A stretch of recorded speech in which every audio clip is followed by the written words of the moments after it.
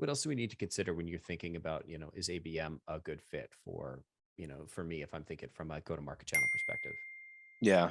I mean, I'd argue that this is more for sophisticated marketing organizations, like this, Hmm. because one thing is that you need sales and marketing alignment, like, in place, figured out, that sort of thing.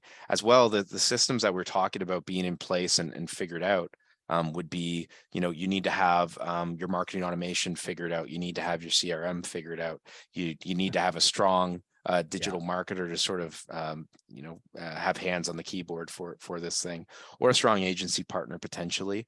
I haven't encountered very many agencies that can do this really, really well, because it is just such a, ingrained incestuous sort of thing that you're doing, right, with the org. And you it's need it's more of a team sport too. It's not it's a team necessarily sport. like, Yep. don't take away from this that like there's a single marketer that can do all of this for No, you. Like there's lots that's going on here. no. And the idea of like, do you have an organization that is like that is okay with the idea of like, firstly, okay with the idea of a $3,000 cost per lead, right? A lot of people can't wrap their head around that, right? Like it's kind of interesting, as well as the idea of like, okay, we're doing this ABM strategy. We're dedicating, I don't know, $500,000 to it this year, that sort of thing. And the CRO is leading the effort, or the VP of marketing, VP of sales are partnering on this. And they own it together. And this is what they're accountable to. This is what they believe the ROI is going to be from it. Be it the actual ROI or the pipeline ROI in terms of expected revenue. So you need to be able to have an organization that can sort of handle that too, right?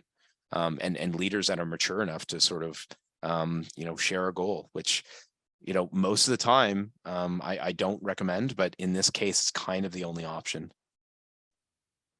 I think the leader's mature enough to share a goal, and the maybe political capital, social capital to make a longer term investment, because Yeah, something of this scale is not something you can flip on for 3 months. no, this isn't a 3-month test, that sort of thing. I mean, you're only really going to get it to fruition at the end of, a sales cycle. And even then, you have that sort of ramp period where you're kind of figuring things out to some extent, and that sort of thing. So, if your sales cycle's 2 years, this is maybe a 3-year initiative.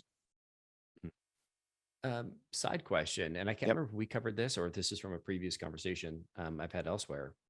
From when you're ramping a new channel like ABM, how many sales cycles are you generally thinking about as like, what's the test? What's the scale period? Like, is the first one going to be great, or do you need to kind of go through it as a few cycle? Do you need to go through a few cycles before you really land it?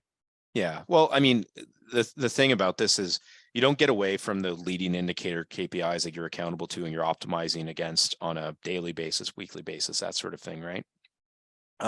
So basically, like, let's say the goal is to, uh, you know, we're launching this. We want to drive this many, deep website views, let's say, or or this many, because you need to have the contact information from the folks in order to sort of go after them, in order to link them to their cookie that they've sort of gone to the website with, and that sort of thing.